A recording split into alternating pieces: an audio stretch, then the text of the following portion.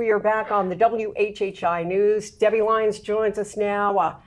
Well, you're going to talk about resiliency today. Exactly. And I think during this time when there have been storms and a lot of things have been unpredictable, many of us get, I don't know, sad, anxious, depressed, stressed out. Absolutely. And I think one of the most protective things people can have is something called resilience.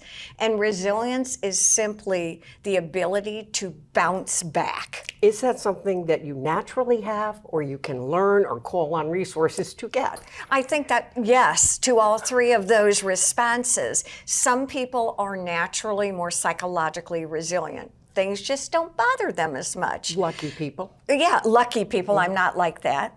Some people need to resource themselves, meaning when they're feeling that stress or that anxiety, maybe walk outside for a minute, take a cool sip of water, use your senses, look at colors to kind of, regroup a little bit.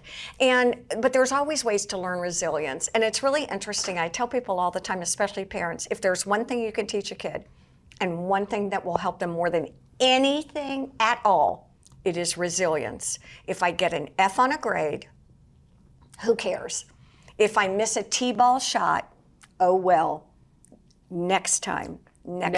So you're not saying, excuse me for rubbing my nose there, but you're not saying just toss it off and you don't care at all anymore. You're saying look ahead. That's right. I'm saying acknowledge it. I missed that shot. I probably shouldn't have done it. And I can get the next shot. Right. As opposed to when you hit a golf shot. I stink, I'm lousy, I can't play golf. Right, typical. Okay. I knew when I got up this morning I was going to miss that shot. It was going to be a horrible day. Yeah. And I think, again, that is subtly shifting your mindset. We're not asking you to change who you are, because our brains are wired to worry. They're predictive machines. Yeah. If I go out and miss shots all the time, more than likely, when I go out the next time, I'm going to think I'm probably going to screw this up too. But again, we can rewire our brains. Is it self-talk changing self-talk? Mm-hmm.